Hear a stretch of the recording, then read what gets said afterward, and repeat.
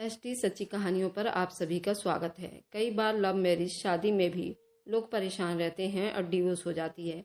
ऐसे ही एक किस्सा मेरी सहेली के साथ हुआ था। शादी के 2 साल तो लोगों ने बहुत अच्छा बिताया। उन्हीं 2 सालों में उनके 2 बच्चे भी हुए। उसके बाद उनके जिंदगी में फैमिली को लेकर झगड़े होने लगे। वह अपनी ससुराल वाली फैमिली को एडजस्ट नहीं कर पा रही थी। उसका पति चाहता था वह मेरी फैमिली को लेकर चले, लेकिन रहना तो दूर की बात, वह उन्हें देख भी नहीं सकती थी। उन लोगों से नफरत करती थी।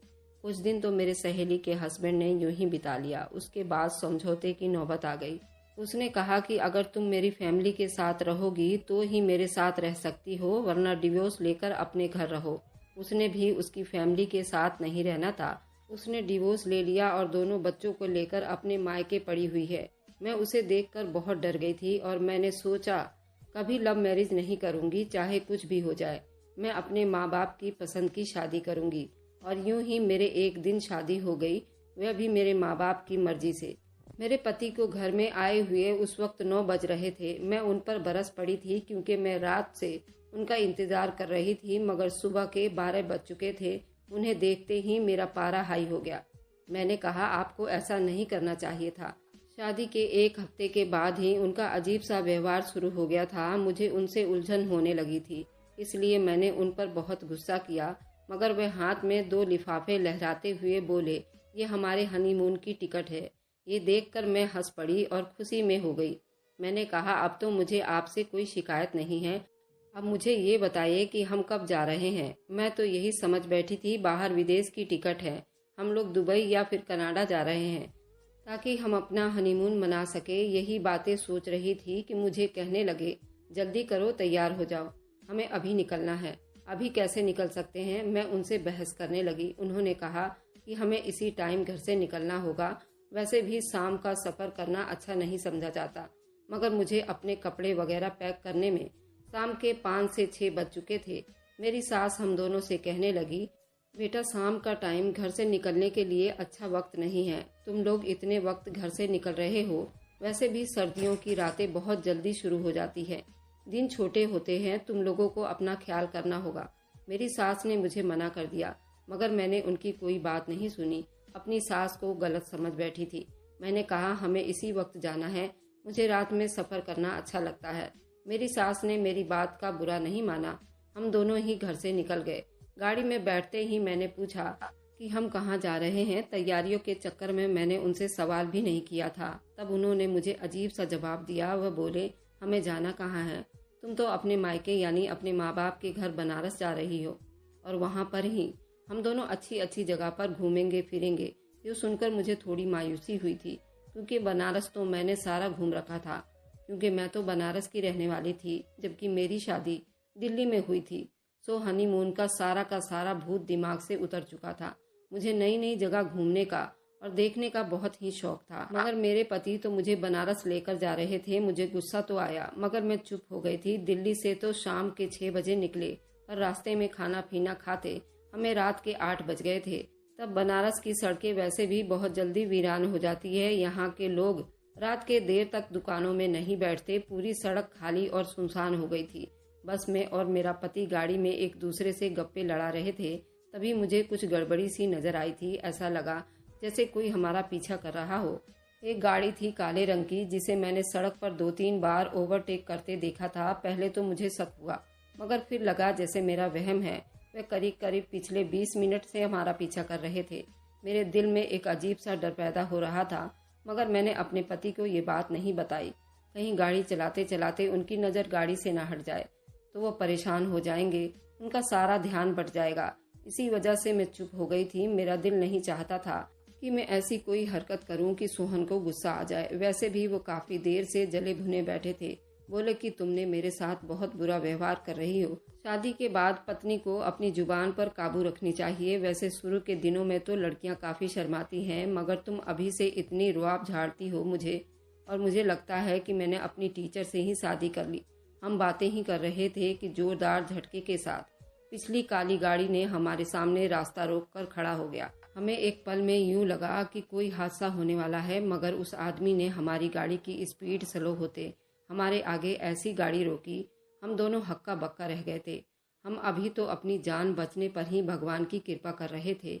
उन लोगों की गाड़ी के दरवाजे खुल गए थे। हमें लगा शायद पुलिस की गाड़ी समझे थे। वह गाड़ी काफ़ी ऊंची होती है। वह लोगों ने देखा तो गाड़ी से निकलने वाले आदमी एक दो नहीं बल्कि पूरे 6-7 लोग थे और वर्दी में नहीं थे, बल्कि उन्होंने काले नीले कपड़े पहन रखे थे और मेरा पति देखकर हैरान रह गया था। उन लोगों ने आकर हमारी गाड़ी के दरवाजे के शीशों को पीटना शुरू कर दिया था।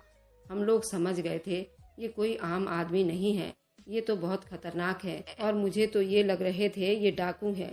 ये सोच कर ही डर लगता था। मैं दिल ही दिल में भगवान से प्रार्थना करने लगी, हे भगवान, हमसे ऐसी कोई परीक्षा ना ले, हमारी जान इनसे छुड़ा दे।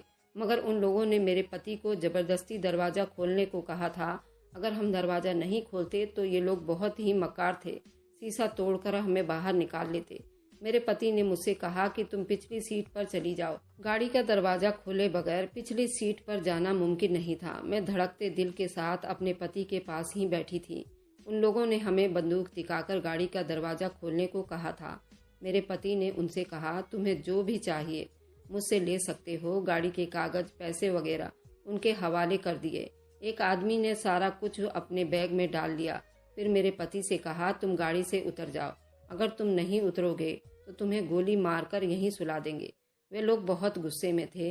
मुझे ऐसा लग रहा था हमसे मोबाइल फ़ोन छीनकर हमें लूट कर ये लोग हमारी जान छोड़ देंगे, मगर ऐसा नहीं हुआ था।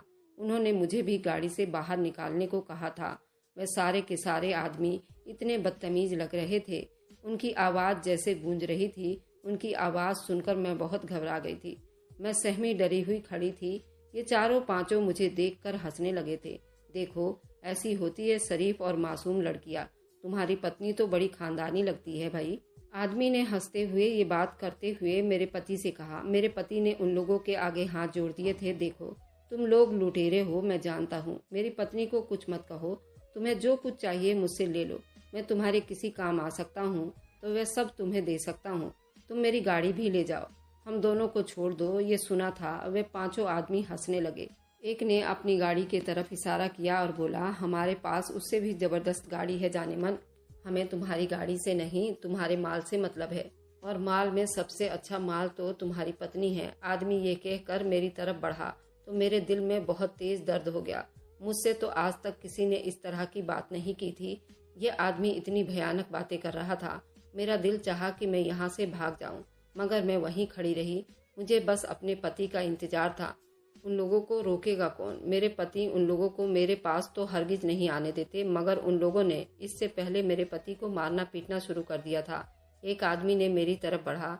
मैंने सोचा कि मैं यहाँ से दूर भाग जाऊं, दौड़ लगाकर, पर मैंने इतनी ऊंची जूती पहन रखी थी जिसे पहनकर भागना भी नामुमकिन था। उस वक्त डर के मारे मेरा सारा बदन कांप रहा था। मेरे पति को पकड़कर ये लोग एक तरफ लेकर जाने लगे। मेरा पति चीखने लगा, भगवान के लिए मेरी पत्नी को छोड़ दो, मेरी इज्जत है। तुम लोग भी माँ बहनों वाले हो, ऐसा मत करो। मेरी अभी नई नई शादी हुई है। मैं अपनी पत्नी को लेकर उसके मायके जा रहा हूँ, ऐसी कोई बात नहीं है।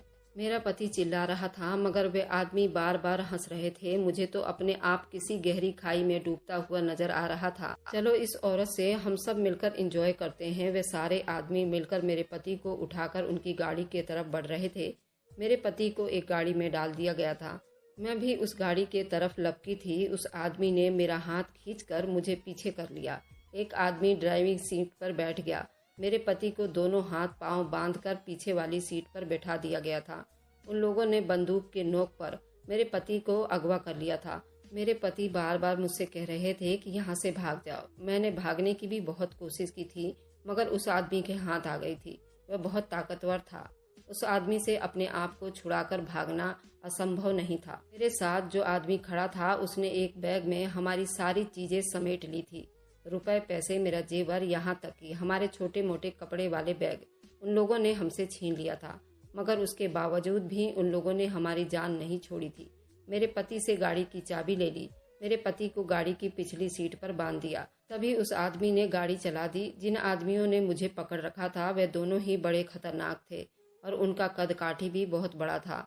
जबकि चेहरे पर दाढ़ी सजा रखी थी। मुझे यहाँ से भागने की कोई सूरत नजर नहीं आ रही थी। दोनों मुझे गाड़ी की तरफ लेकर जाने लगे। मैंने शोर मचाना शुरू कर दिया था। मैंने ऊंची आवाज में चिल्लाना भी शुरू कर दिया था, क्योंकि मेरे पास उसके अलावा कोई चारा भी नहीं था।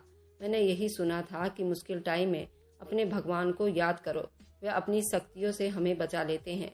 लोग मेरा मजाक उड़ाने लगे थे। वाकई तुम्हारे पति ने तुम्हें देख कर ही चुना होगा, तुम तो पढ़ी लिखी भी हो।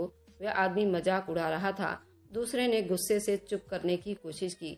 मेरे सामने ये सब कुछ करके मेरा दिमाग खराब ना करो। जो हमें करना है वही करेंगे। तुम जैसी औरतें किसी को बार बार नहीं मिलती।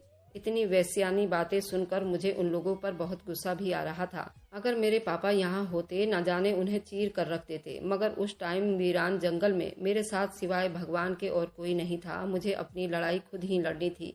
मगर जैसे ही मेरी उस आदमी पर नजर पड़ी जो कि साथ वाली सीट पर बैठा था, मेरे होश उड़ गए थे। मुझे उस टाइम उसकी जगह कोई कुत्ता नजर आ रहा था। भयानक सूरत वाला आदमी मेरे करीब आ रहा था कि वह मुझे बर्बाद करता। दूसरे ने उसे आवाज दे दी, कहा कि देखो। मेरे बैग से उस आदमी ने 2 कागज निकाले। उसने खौफनाक शक्ल वाले आदमी को वह दिखा दिए और वह भी पढ़कर यूं चुप हो गया जैसे उन दोनों को सांप सूंघ लिया हो। वह कागज देखते ही दोनों का व्यवहार मेरे साथ नरम पड़ गया। दूसरा आदमी जो मेरी तरफ बढ़ रहा था, वह भी आदमी अच्छा बनकर बैठ गया था, जैसे उसने मुझसे अगवा ही नहीं किया हो बल्कि चुप हो गया था। ऐसे लगा था जैसे उसका दिल बदल गया हो। तुम लोग एकदम रुक कैसे गए? मैंने दिल में सोचा था। मैंने अपने दिल में भगवान की जाप करने लगी थी और हनुमान चालीसा पढ़ने लगी थी। दिल में सोचने लगी, लेकिन ऐसा क्या था उस कागज में जिसे देखकर वे लोग क्यों चुप हो गए? ये बात मैं अपने दिल में सोच रही थी कि गाड़ी ने एक झटका दिया। उसके बाद मुझे होश ही नहीं रहा क्या हुआ। जब मेरी आंख खुली तो मैं एक बिस्तर पर लेटी हुई थी। ये किसी का घर लग रहा था। पहले तो मुझे लगा यह अस्पताल होगा, मगर किसी का घर था। मेरी आंख खुली तो मुझे पिछली रात का सारा किस्सा याद आने लगा था और मैं ये सोच भी नहीं सकती थी कि उन लोगों से मेरी जान कैसे छूट गई। मुझे सबसे ज्यादा फिक्र अपने पति की थी, क्योंकि एक औरत के लिए उससे ज्यादा जरूरी कोई बात हो ही नहीं सकती। मुझे ऐसा लग रहा था जैसे मैंने बहुत बड़ी गलती कर दी। बार बार अपनी सास की बातें याद आ रही थी। काश मैं उनके कहने पर उनकी बात मान लेती। अगर इतनी जल्दी ना निकलती, अभी तक यहाँ बैठकर पछता ना रही होती। मैं ये बातें सोच रही थी, कमरे का दरवाजा खुला और वही आदमी कमरे में दाखिल हुआ। मेरी तो डर के मारे चीख निकलने वाली थी। उसने हाथ के इशारे से मुझे चुप रहने का इशारा किया था। तुम्हारी अभी तबीयत ठीक नहीं है, तुम बोल नहीं सकती। और मेरे पाँव में भी गहरी चोट आई थी। रात को हम सब के साथ एक हादसा हो गया था और अभी तुम मेरे घर पर हो, इसलिए ज्यादा ड्रामा करने की जरूरत नहीं है। देखो, वह हादसा भगवान की तरफ से लिखा था। ये सब हमने नहीं किया। अब जो कुछ भी हुआ है उसे मिलकर सहना पड़ेगा। तुम इस वक्त मेरे घर में हो और हम लोग शरीफ लोग हैं और यहाँ पर किसी तरह का तमाशा करने की जरूरत नहीं है, वरना जो कुछ होने वाला था वह भी हो सकता है। तुम्हारे पति के बारे में मुझे कुछ नहीं पता, मगर तुम्हें हमने कोई नुकसान नहीं पहुंचाया, इसलिए ज्यादा ड्रामेबाजी करने की जरूरत नहीं। तुम मेरे बाप के सामने रोना धोना मत मचाना। मैंने उन्हें यही कहा है कि तुम एक जख्मी लड़की हो और हमारे कार से जख्मी हुई हो। मेरे बाप को तुम्हें भी यही बात बतानी है। अगर तुमने कोई और बात बताई बहुत बुरा हो जाएगा। उस आदमी का इस तरह का शब्द सुनकर मुझे बहुत डर लगने लगा था, मगर एक बात में तसल्ली में थी, कम से कम मेरी इज्जत तो बच गई थी। मैं तो अभी भी गैरों के घर पर ही थी। मुझे अपने पति की बहुत फिक्र सता रही थी। मैंने उस आदमी से पूछने की भी कोशिश की, मगर वह कमरे का दरवाजा बंद करके बाहर चला गया। मेरे दिल में तरह तरह के ख्याल आ रहे थे। मुझे समझ नहीं आता था कि मैं क्या करूं। पता नहीं मेरे घर वाले, मेरा पति मुझे स्वीकार भी करेगा या नहीं। मगर उसी दिन शाम को जब वह आदमी मेरे कमरे में आया तो उसने एक अजीब बात की। उसने अपना नाम मुझे बताया। कहने लगा, मेरा नाम शंभू है और मैं तुम्हें यहाँ पर इसलिए लाया हूँ कि तुम्हारा ये जख्म ठीक हो जाए, फिर तुम्हारे घर छोड़कर आऊँगा। हैरानी की बात तो ये थी कि मुझे बहन कहकर बुला रहा था। मैं तुम्हें घर छोड़ाऊँगा, तुम इस बात की फिक्र न करना और तुम यहाँ पर बिल्कुल सुरक्षित हो, मेरी बहन की तरह। अगर तुम्हें इस बात पर कोई शक है तो मैं अपनी बहन को भी तुम्हारे पास भेज दूंगा, मगर मैंने उन लोगों से ये बता रखा था कि तुम मेरे दोस्त की बहन हो, इसलिए मैं तुम्हें घर लेकर आया हूँ। और हाँ, ये रहा तुम्हारा बैग, ये भी अपने पास रख लो। शाम तक तुम्हारे पति तुम्हारे पास आ गए तो ठीक है, वरना मैं तुम्हें खुद तुम्हारे घर लेकर जाऊंगा।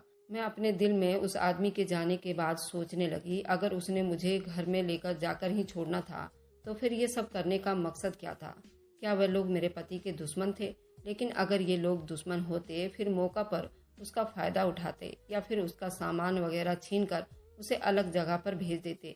ये लोग तो मेरे पति के साथ गए थे जबकि बाकी मेरे साथ थे। मुझे दूसरी गाड़ी में लेकर कहीं जा रहे थे। रास्ते में पता नहीं ऐसा क्या हुआ, अचानक उन लोगों का दिमाग बदल गया। फिर हादसा तो भगवान की तरफ से होने का लिखा था, उनकी कोई गलती भी नहीं थी। मगर ये लोग थे कौन और मुझे क्यों किडनैप करके ले गए थे? इस बात का जवाब अभी तक मुझे नहीं मिल सका था। फिलहाल मैंने सोच लिया कि अब मैं उस आदमी के घर वालों से कोई बात नहीं करूंगी। ये मुझे मेरे घर छोड़ाए, यही बड़ी बात है। ऐसा ही हुआ। शाम को डॉक्टर आया, उसने मेरा चोट और मेरे पाँव को देखा, पट्टी की, मामूली सी मोच आई थी। इतने में शंभू भी आ गया और बोला कि तुम आओ, गाड़ी बाहर खड़ी है, तुम्हारा इंतजार कर रही है। तुम्हें मुझे घर का पता भी बताना होगा, मुझे तुम पर तरस आ रहा है। ये कहता गाड़ी में बैठते ही उसने मुझे ये बात कही। मेरा दिल डूबने लगा था, क्योंकि क्या हुआ? क्या तुम लोग मुझे कहीं और लेकर जा रहे हो? मेरा फायदा उठाना चाहते हो? ऐसी बात नहीं है मेरी बहन। अगर ऐसा होता हम लोग तुम्हें गाड़ी में डालकर घर लेकर क्यों आते? तुम्हारे पति के सामने तुम पर इतना जुल्म किया था, शायद हम ऐसा भी नहीं करते। फिलहाल मैं उस पर बहुत गुस्सा थी। शंभू बता रहा था, बस तुम्हारे बैग से एक ऐसी चीज निकली, उसे देखते ही हमने तुम्हें छोड़ दिया। ये सुनकर मेरे कान भी खड़े हो गए थे। मैं भी दिलचस्पी से उसकी बातें सुनने लगी। ऐसी क्या चीज थी मेरे बैग में जो तुम लोगों ने देखते ही मुझे छोड़ दिया? मुझे भी तो दिखाओ, अगर तुम लोगों ने देख ली हो तो। अगर तुमने देख लिया तो यहीं पर बेहोश हो जाओगी। मैं पहले तुम्हें तुम्हारे घर पहुंचाऊंगा और तुम घर जाकर खोलकर खुद ही देख लेना। मैं नहीं चाहता यहाँ पर तुम्हारी तबीयत खराब हो जाए। उस आदमी की बातें सुनकर मुझे बहुत गुस्सा आ रहा था। तुम हो कौन? मुझे और मेरे पति को तुम लोगों ने क्यों किडनैप किया? क्या तुम इस बात का जवाब देना पसंद करोगे? लेकिन अब ये सब कुछ जानने का फायदा नहीं है। तुम इस बात का यकीन नहीं करोगी, हमने तो तुम्हें हाथ नहीं लगाया। रात को एक हादसा हो गया था, तुम्हारे सामने ही हम लोग भी जख्मी हैं। तुम्हारे तो सिर्फ पाँव में मोच आई है, मेरी तो कमर भी टूट गई है। अब मैं घर जाऊंगा तो कुछ अपनी मरहम पट्टी भी कराऊंगा, डॉक्टर के पास जरूर जाऊंगा, अपना एक्सरे वगैरह भी कराऊंगा, कहीं कोई हड्डी वगैरह ना टूट गई हो। आदमी चिढ़ कर बातें कर रहा था, मगर मुझे असल बात की अभी भी कोई खबर नहीं थी। मुझे उसकी बातों में कोई सच्चाई नजर नहीं आ रही थी। मैं चुप हो गई थी। सुबह का रास्ता उस आदमी के साथ तय करना था, मेरे लिए बड़ा मुश्किल था। मैंने सोचा कि मैं रास्ते से इसके बारे में ज़्यादा बातें जान लूंगी, ताकि अगर कहीं उसकी नीयत में कोई खोट नजर आए, मैं उसके खिलाफ खड़ी हो सकूं और अपना आवाज़ उठा सकूं। कुछ पता है तुम्हें? मेरा नाम शंकर है और मैं तुम्हारे पति को जानता हूँ। ये सुनते ही मेरे कदमों तले से जमीन निकल गई थी। तुम मेरे पति को जानते हो, मगर किस तरह? क्या तुम उसके दोस्त हो? तुम लोगों ने मुझे जानबूझकर किडनैप किया, मगर क्यों? मेरी बात सुनकर उसने कहा, पूरी कहानी मुझे बताएगा, लेकिन उसके बाद मुझे वादा करना होगा कि मैं शंकर के घर वालों से इस बारे में कोई बात नहीं करूंगी और ना ही शंकर के घर वालों के बारे में किसी को बताऊंगी। मैंने मजबूरी में हाँ में सिर हिला दिया था। तभी शंकर ने जो बात मुझे बताई, उसने तो मेरी जान ही निकाल दी। तुम्हारा पति सोहन मेरा बहुत अच्छा दोस्त था। तुम्हारा पति सोहन मेरे लिए बहुत जिगरी दोस्त था। मेरे सब घर वालों को भी पता था। सोहन मेरे घर आता जाता रहता था, मेरे हर काम को मिलजुल कर करवाता था। मेरी बहन का कोई काम हो या फिर उन्हें स्कूल पहुंचाना हो तो सोहन पर इतना ही भरोसा करता था, वह जितना कि सगे भाई पर भरोसा किया जाता है।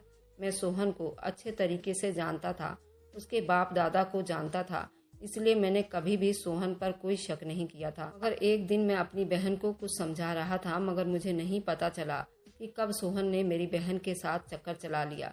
वह अक्सर स्कूल से लेट आने लगी। सोहन उसे वापस भी लेकर आता था, क्योंकि सोहन का कॉलेज भी हमारे घर के रास्ते में पड़ता था। सोहन वैसे तो अपनी गाड़ी पर जाता था। जिस दिन बाइक पर जाना होता, मैं अपनी बहन को मना कर देता कि तुम सोहन के साथ नहीं आना, मैं तुम्हें खुद लेने आऊँगा। मगर धीरे धीरे सोहन ने भी अपनी गाड़ी का इस्तेमाल बढ़ा दिया और वह मेरी बहन को लेकर जाने लगा। हम बनियों में ये बात बहुत गंदी समझी जाती थी, मगर मैं अपने घर वालों से यही कहता था कि मुझे सोहन पर बहुत भरोसा है। सोहन ने भी मेरे पापा का दिल कुछ इस तरीके से जीत लिया था कि मेरे पापा भी कभी गुस्सा नहीं होते थे।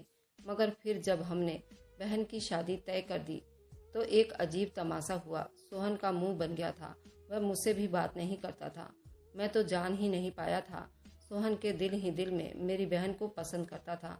ना ही उसने कभी मुझे ये बात कही थी, मगर मुझसे ये बात कर लेता तो शायद ये नौबत ही नहीं आती जिस नौबत में सोहन ने हम लोगों को लाकर खड़ा कर दिया था। मैं अपनी बहन की शादी की तैयारियों में बिजी था। बारात भी हमारे घर आ चुकी थी। तभी दुल्हन गायब हो गई। हम लोग परेशान हो गए, पता नहीं दुल्हन कहाँ गई।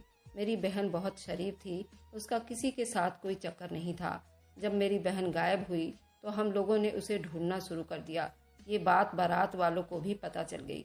बारात तो दरवाजे से ही वापस चली गई थी। उन लोगों ने अभी अपनी गाड़ी का इंजन भी नहीं बंद किया था कि पूरे घर में ही ये बात फैल गई। शंभू की बहन भाग गई है घर से। बस क्या था, उन लोगों ने तो खाना भी नहीं खाया और वापस चले गए। अब अगर मेरी बहन वापस भी आती तो उसका कोई फायदा ही नहीं था। तभी मुझे मालूम हुआ कि शादी में तो सोहन भी नहीं आया। हमने उसे ढूंढने लगे। सबका शक सोहन पर जा रहा था।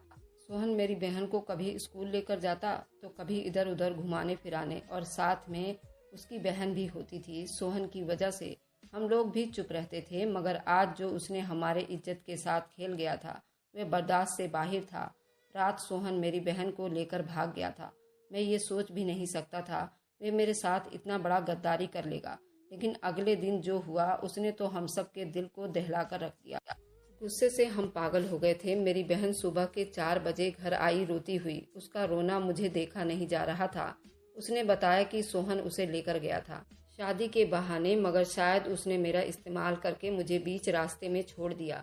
मैं तो इस बात को सुनकर ही बुखला गया था। ऐसी बात सुनकर हमने अपनी बहन को जिंदा गाड़ देना था, मगर उसकी नौबत ही नहीं आई थी। उस बेचारी ने खुद ही मौत को गले लगा लिया। हम लोग सोच भी नहीं सकते थे कि हमारी इज्जत इतनी खाक में मिल जाएगी। वह इतनी बड़ी हरकत कर जाएगा। सोहन से मेरा रिश्ता हमेशा के लिए टूट गया। मेरे माँ बाप की बदनामी के मारे चुप रहे। वे नहीं चाहते थे किसी भी तरह से गांव में ये बात फैल जाए। हमारे घर में सब ने कहा कि हमारी बेटी का एक्सीडेंट हो गया था। पार्लर से घर आते हुए वे किसी हादसे का शिकार हो गई थी, इसलिए शर्म की वजह से सब चुप हो गए। मगर मेरे दिल में बदले लेने की आग जल रही थी। मैंने सोच लिया था कि मैं भी सोहन के साथ यही करूंगा। मेरा तो आइडिया ये था कि शादी के रात आपको अगवा करूंगा और उसके बाद कभी आपको सोहन की शक्ल को नहीं देखने दूंगा। लेकिन ऐसा नहीं कर पाया, और अब जबकि आप लोग हनीमून पर जा रहे थे इस बात का मुझे पता चल गया। मैंने सोचा कि मैं अपने दोस्त के साथ मिलकर एक प्लान बनाऊंगा। सोहन को सबक सिखाऊंगा कि सारी जिंदगी याद रखेगा। मैं तो उसे जान से मार देना चाहता था, लेकिन मेरे दोस्त उसकी हड्डियां पसलियां तोड़ने के लिए किसी दूर इलाके में ले गए हैं, और मैं अपनी बहन का बदला आपसे लेने का सोच रहा था। जब सोहन की जेब से निकलने वाली कागज देखा तो मुझे आप पर तरस आने लगा, क्योंकि उस कागज पर आपके और सोहन के संबंध खत्म होने की मोहर थी। सोहन आपको डिवोर्स दे चुका है, उसकी वजह उसने बताई नहीं, मगर फिलहाल जिस आदमी ने इतने घर बर्बाद किए हों, इतने लोगों की खुशियों पर पानी फेरा हो, वह कैसे खुश रह सकता है। शंकर की बात का सुनकर मेरे आंखों में आंसू निकलने लगे। पता नहीं क्यों मुझे रोना आ रहा था। मेरे पति ने मुझे क्यों छोड़ दिया बिना वजह। ये बात बड़ी अजीब थी। मुझे हैरानी हो रही थी, वह ऐसा कैसे कर सकते थे।